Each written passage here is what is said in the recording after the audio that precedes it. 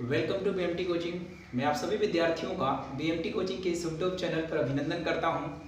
आइए हम लोग आज देखते हैं कि जो मध्यकालीन भारत रहा, वो मध्यकालीन भारत में जो दिल्ली सल्तनत थी वो किस तरह से दिल्ली एक सल्तनत का रूप ले ली, और आखिर क्या ऐसा वजह रहा कि दिल्ली जो है वो सल्तनत के रूप में ढली।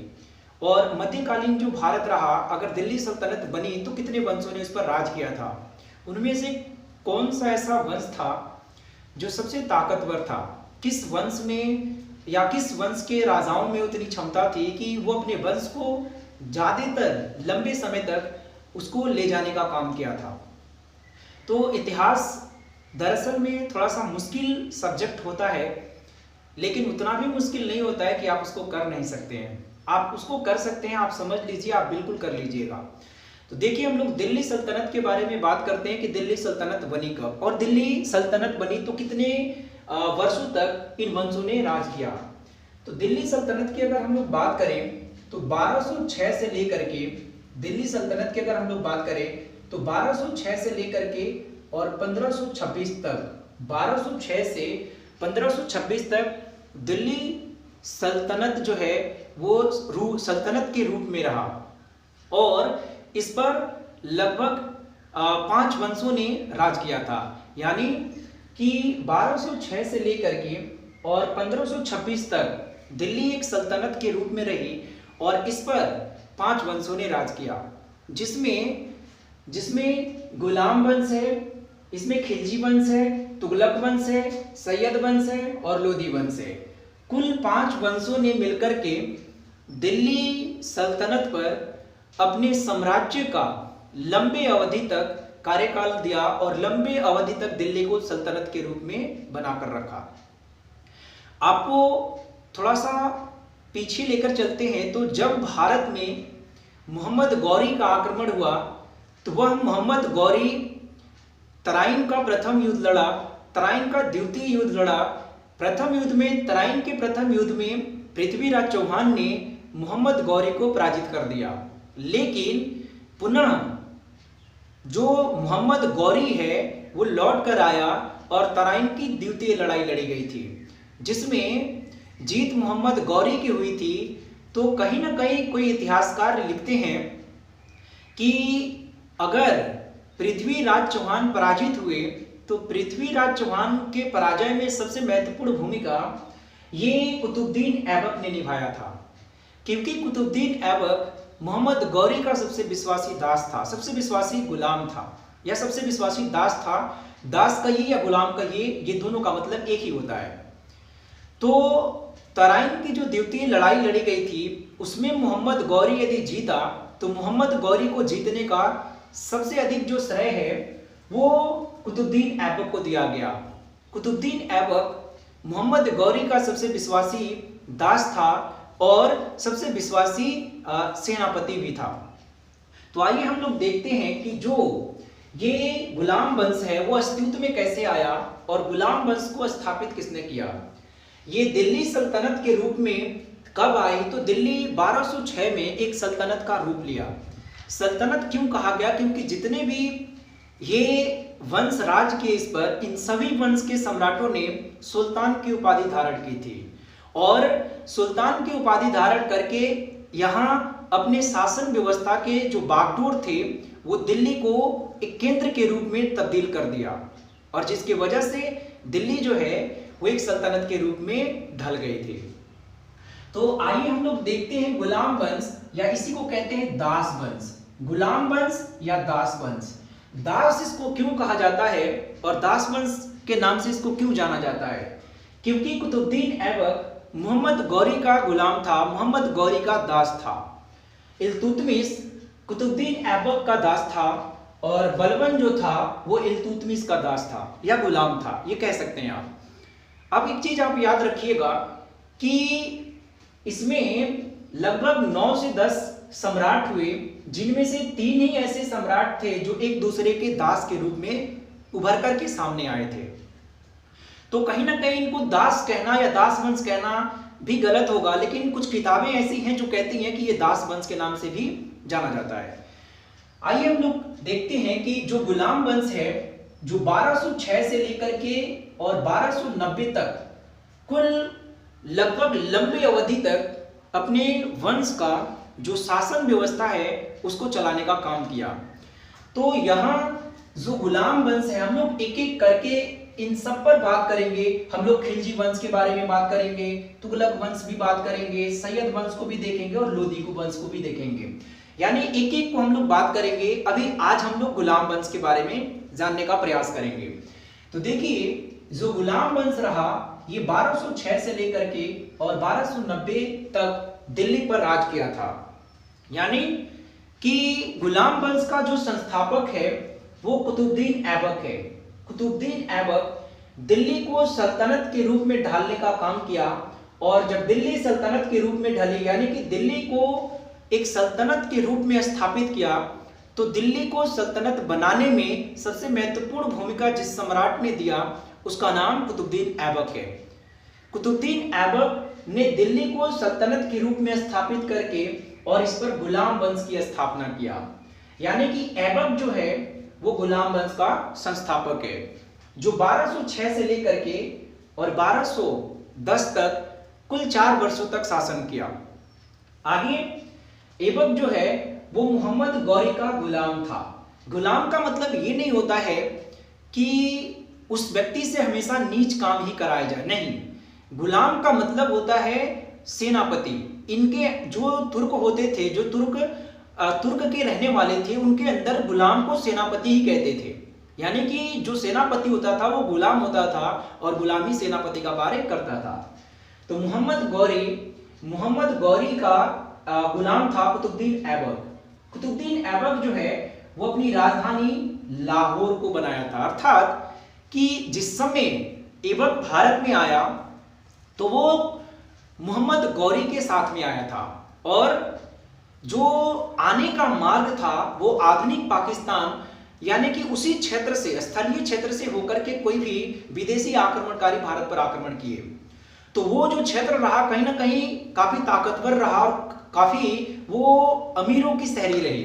इसी के कारण गुलाम वंश की जो प्रथम राजधानी रही वो लाहौर रही। बाद में इल्तुतमिश ने इस राजधानी को स्थानांतरित करके और दिल्ली लेकर के आया और वहां से अपना शासन प्रारंभ कर दिया।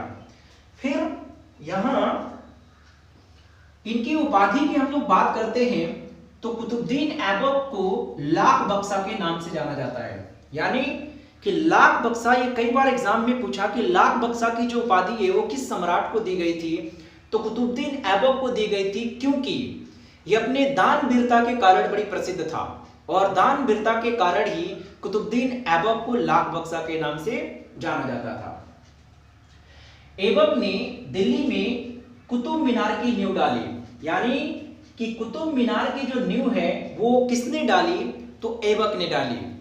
कुतुब मीनार की जो नींव है वो कुतुबुद्दीन बख्तियार काकी के यादगार में या उनके नाम पर डाली गई थी। आप याद रखिएगा, एग्जाम में कई बार प्रश्न भी पूछा जा चुका है कि कुतुब मीनार की जो नींव है वो किनके यादगार में रखी गई थी, तो वो कुतुबुद्दीन बख्तियार काकी के यादगार में रखी गई थी, जो एक सूफी संत थे। ऐबक को भारत में तुर्की राज्य का संस्थापक माना जाता है। यानी कि कुतुबुद्दीन ऐबक ने जब भारत में गुलाम वंश की स्थापना की, चूंकि ये तुर्क के रहने वाले थे, तो उससे पहले भारत में तुर्कों का आगमन नहीं हुआ था और तुर्क जो थे वो अपने साम्राज्य को स्थापित नहीं किए थे। अगर आए भी थे तो वो अपने साम्राज्य को स्थापित नहीं किए थे। लेकिन कुतुबुद्दीन ऐबक ने गुलाम वंश की स्थापना करके और भारत में तुर्कों का साम्राज्य स्थापित कर दिया। इसी के कारण ऐबक को भारत में तुर्क राज्य का संस्थापक माना गया। ऐबक द्वारा दिल्ली में कुब्बत उल इस्लाम मस्जिद का निर्माण कराया गया। यानी कि कुतुबुद्दीन ऐबक ने दिल्ली में कुब्बत उल इस्लाम का स्थापना किया, मस्जिद की स्थापना की, निर्माण कराई और अजमेर में 2.5 दिन का झोपड़ा बनवाया। कई बार ये सवाल पूछा कि 2.5 दिन का झोपड़ा जो है वो क्या है, तो 2.5 दिन का झोपड़ा एक मस्जिद है। जिसका निर्माण कार्य कुतुबुद्दीन ऐबक ने करवाया था। तो कुतुबुद्दीन ऐबक ने 2 मस्जिद बनवाई, एक कुब्बत उल इस्लाम और दूसरा है ढाई दिन का झोपड़ा। यानी कि एक चीज याद रखिएगा कि जो कुतुबुद्दीन ऐबक है वो कुतुबुद्दीन ऐबक है, उसने 2 सबसे बेहतरीन कार्य किए और 2 बेहतरीन कार्य किए, जिसमें कुब्बत उल इस्लाम एक मस्जिद है और ढाई दिन का झोपड़ा भी एक मस्जिद है, जिसका निर्माण एक का दिल्ली में और एक का अजमेर में कराई थी। इसकी मृत्यु की बात करें तो चौगान, अर्थात इसी को पोलो कहते हैं, चौगान खेलते वक्त घोड़े से गिर करके हो गए। तो ये सवाल कई बार पूछता है कि दिल्ली सल्तनत का वो पहला सम्राट कौन था जिसकी मृत्यु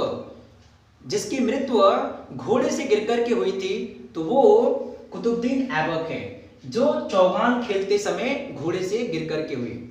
यानी कि गुलाम वंश का संस्थापक ऐबक रहा, जो 1206 से लेकर के 1210 तक ये अपने शासन व्यवस्था को संभाल पाया था।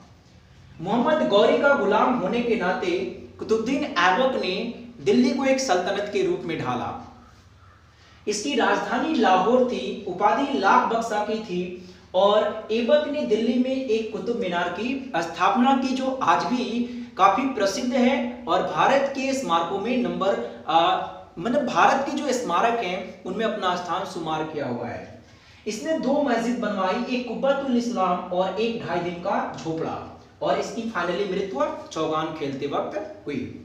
फिर इसका पुत्र आराम शाह शासक बनता है। यानी कि अचानक कुतुबुद्दीन ऐबक की मृत्यु हो जाने के कारण गद्दी खाली पड़ गई। आराम शाह जो कि कुतुबुद्दीन ऐबक का पुत्र था, वो शासक बना, लेकिन आराम शाह एक अयोग्य शासक रहा, जिसको शासन व्यवस्था के बारे में कुछ मालूम नहीं था कि शासन चलाई कैसे जाती है और अपने शासन की रक्षा कैसे की जाती है।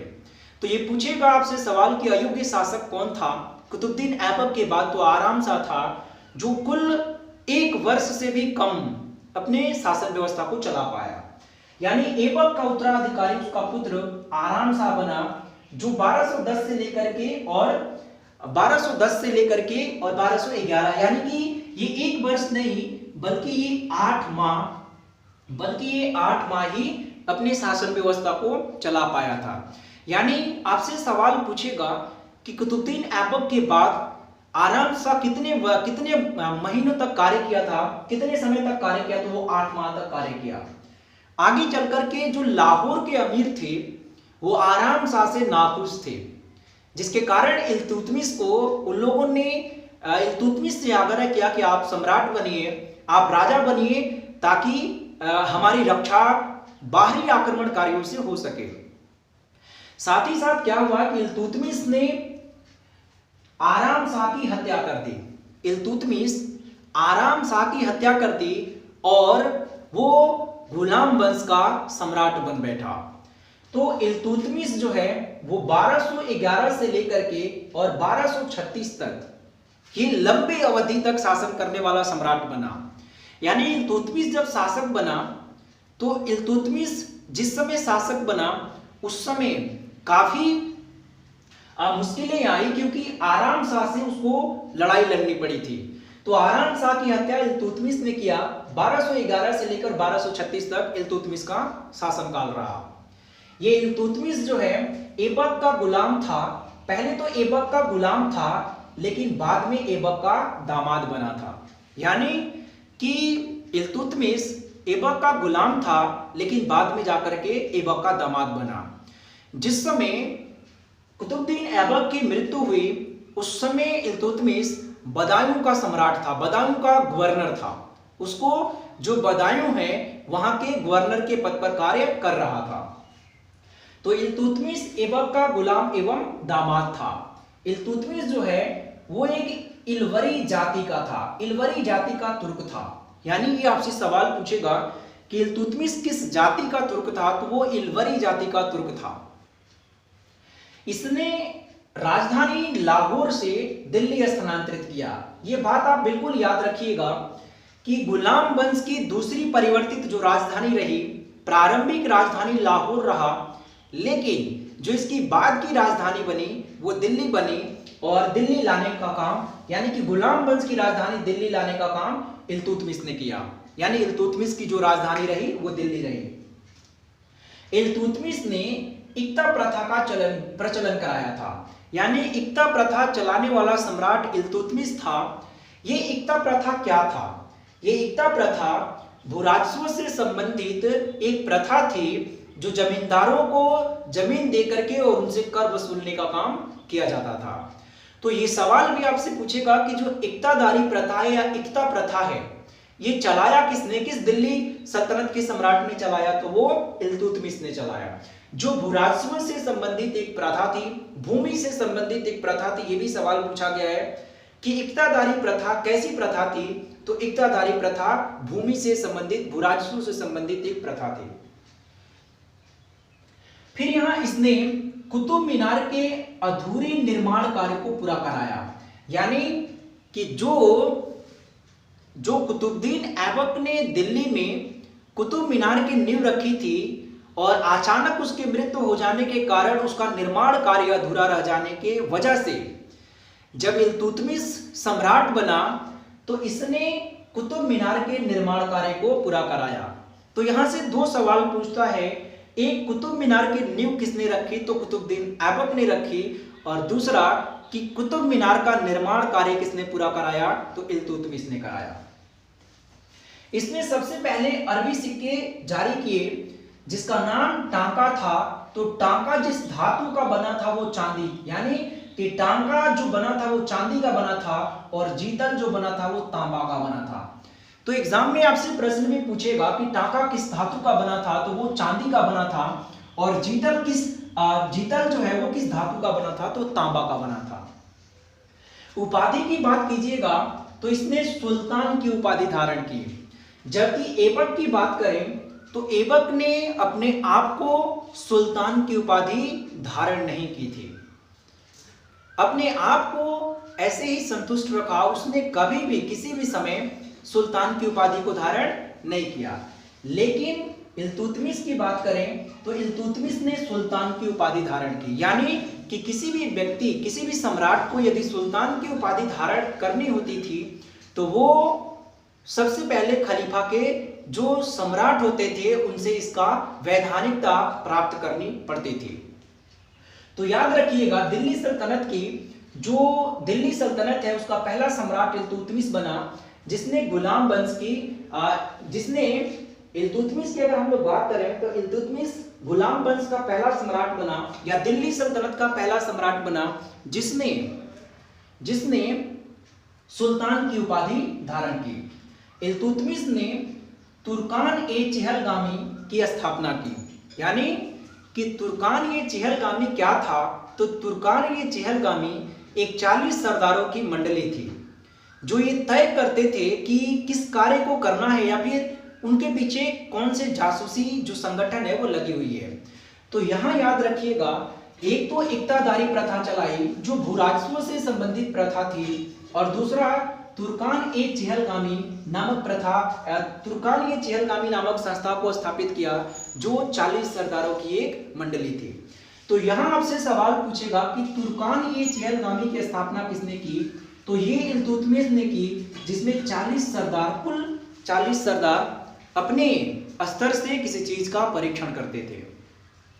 आगे 1236 में इल्तुतमिश की मृत्यु हो गई, यानी कि 1236 में बीमार पड़ने के कारण इल्तुतमिश की जब मृत्यु हो गई तो इल्तुतमिश के मृत्यु के पश्चात ही इल्तुतमिश ने अपने योग्य पुत्री रजिया सुल्तान को सम्राट या राजा घोषित कर चुके थे, यानी कर दिए। यानी कि आप याद रखिएगा कि जो 1236 में इल्तुतमिश की मृत्यु हुई तो मृत्यु के पहले इल्तुतमिश ने रजिया सुल्तान को सम्राट घोषित कर दिया था। तो यहां रजिया सुल्तान के बारे में बात करते हैं। तो देखिए, इल्तुतमिश के बारे में बात हुई, ये 1211 से लेकर के और 1236 तक अपने शासन व्यवस्था को बेहतर चलाने के लिए कार्य किया। एक तरह से कह सकते हैं कि दिल्ली को बेहतर रूप में स्थापित करने या दिल्ली को एक वास्तविक सल्तनत के रूप में ढालने का काम इल्तुतमिश ने किया था। तो यहाँ आप इल्तुतमिश के बारे में बिल्कुल याद रखिएगा। इल्तुतमिश ऐबक का गुलाम भी था और बाद में चल करके उसका दामाद भी बना। इल्तुतमिश एक इलवरी जाति का तुर्क था और इसकी राजधानी दिल्ली थी और इसने इक्ता प्रथा को चलाया, जो प्रथा भूराजस्व से संबंधित थी। इसने सबसे पहले अरबी सिक्के जारी किया जिसका नाम टाका एवं जीतल था। टाका चांदी का बना हुआ था और जीतल तांबा का बना हुआ था। उपाधि सुल्तान के लिए, क्योंकि इसमें अगर हम लोग बात करें तो ऐबक ने कभी सुल्तान की उपाधि धारण नहीं की थी। इसने तुर्कान ए चिहलगामी यानी 40 सरदारों की एक मंडली को स्थापित किया था और 1236 में इसकी मृत्यु हो जाती है। एक चीज याद रखिएगा कि इल्तुतमिश के शासन काल में ही भारत में एक बहुत भयंकर आक्रमण हुआ मंगोलों का, यानी मंगोल जो थे चंगेज खां के नेतृत्व में। चंगेज खां मंगोलियन था और मंगोलों का आक्रमण चंगेज खां के नेतृत्व में भारत पर हुआ जिस समय सम्राट इल्तुतमिश था। तो ये आपसे सवाल पूछेगा कि मंगोलों का आक्रमण सबसे पहले किस सम्राट के शासन काल में हुआ, तो इल्तुतमिश के शासन काल में हुआ, जिसमें इल्तुतमिश ने पूरी बहादुरी से लड़ाई लड़ी और चंगेज खां को पीछे धकेल दिया। फिर हम लोग रजिया सुल्तान के बारे में बात करते हैं। ये 1236 से लेकर के और 1240 कुल 4 वर्षों तक रजिया सुल्तान ने दिल्ली पर राज किया था। रजिया सुल्तान प्रथम मुस्लिम महिला शासिका थी, यानी कि प्रथम मुस्लिम महिला शासिका रजिया सुल्तान थी जो दिल्ली पर राज की थी। तो कहीं ना कहीं जो तुर्क ये चिहलगामी था वो एक महिला के सामने सिर झुकाना उचित नहीं समझ रहा था, जिसके कारण उन्होंने इनका साथ देना छोड़ दिया था। रजिया सुल्तान क्या की कि प्रदा प्रथा था उसको त्याग करके और पुरुषों के पोशाक को धारण किया और करने के बाद वो अपने दरबार में आना प्रारंभ कर दिया, जो बहुत ऐसे मुसलमान थे जिनको ये पसंद नहीं था। फिर यहाँ देखिए रजिया सुल्तान का विवाह भटिंडा के गवर्नर या सूबेदार अल्तुनिया से हुई थी। यानी कि ये भी सवाल कई बार एग्जाम में पूछ चुका है कि रजिया सुल्तान का विवाह किससे हुआ था, तो अल्तुनिया से हुई थी और अल्तुनिया भटिंडा का गवर्नर एवं सूबेदार था। रजिया सुल्तान और अल्तुनिया की जो हत्या वो कैथल नामक स्थान पर 13 अक्टूबर 1240 को कर दी गई थी। यानी 13 अक्टूबर 1240 को रजिया सुल्तान और अल्तुनिया की हत्या कैथल नामक स्थान पर कर दी गई थी।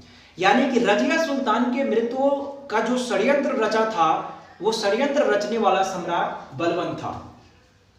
तो बलबन ने इनकी हत्या कराई और कराने के बाद खुद दिल्ली सल्तनत पर राज किया था। बीच में और 2-3 सम्राट आए सुल्तान के पहले, यानी कि बलबन के पहले 2-3 और सम्राट आए जो या जहां से सवाल नहीं पूछता है, तो उनको जानना उतना महत्वपूर्ण नहीं है। जिनसे सवाल पूछता है उनको जान लीजिए, बहुत जरूरी है। आगे बलबन की बात करते हैं। 1266 से लेकर के और 87 तक ये शासन किया था। इसका पूरा नाम गियासुद्दीन बलबन था, यानी गियासुद्दीन बलबन इसका पूरा नाम था। बलबन जो था वो अपने आप को ईश्वर का प्रतिनिधि मानता था।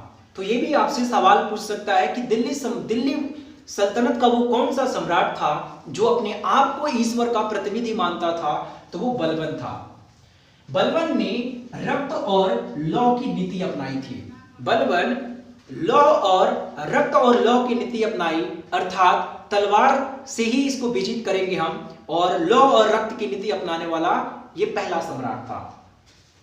उसने निरंकुशता का सिद्धांत दिया था। बलबन जो है वो निरंकुशता का सिद्धांत दिया था का मतलब है कि अपने साम्राज्य में वो प्रजा की इच्छा के अनुसार कार्य नहीं करता था, वो राज्य के कुछ इच्छा थी और राज्य की इच्छा के अनुसार कार्य करता था। साथ ही साथ बलबन की बात करें तो बलबन जो इल्तुतमिश के द्वारा तुर्कान ए चिहलगामी स्थापित की गई थी उसको समाप्त कर दिया। तो तुर्कान ये चिहलगामी को स्थापित इल्तुतमिश ने किया, लेकिन उसको समाप्त करने का काम बलबन ने किया था। उसने सिजदा एवं पाबोस प्रथा चलाई थी। सिजदा एवं पापोस कैसी प्रथा थी, तो जान लीजिए। सिजदा एक ऐसी प्रथा थी जिसमें सभी व्यक्तियों को यह कहा गया था कि आप यदि राज दरबार में आइएगा तो आपको सुल्तान के सामने सिर झुका करके सलाम करना पड़ेगा, जो कि ये कहीं ना कहीं इस्लाम धर्म इसका इजाजत नहीं देता है कि हम किसी के सामने झुक करके सलाम करें। फिर पापोस एक ऐसी प्रथा थी कि यदि आप दरबार में आइएगा तो सम्राट जो है, सुल्तान जो है, वो झुक करके सम्राट जो है उसको झुक करके उसके पैरों को चूमना पड़ेगा। तो सिजदा एवं पापोस प्रथा चलाने वाला सम्राट बलबन रहा।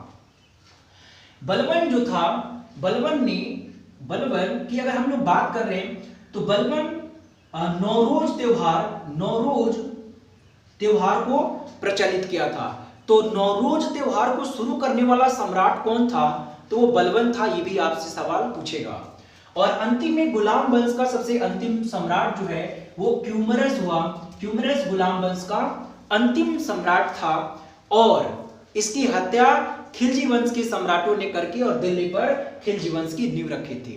तो हमने ये जितना भी चीजें बताई वो काफी महत्वपूर्ण रहा, जिसमें रजिया सुल्तान के बारे में याद रखिएगा कि रजिया सुल्तान पहली मुस्लिम महिला शासिका थी जो कुल 4 वर्षों तक दिल्ली पर राज की थी, जिसकी हत्या के षड्यंत्र में बलबन सबसे महत्वपूर्ण भूमिका निभाया था।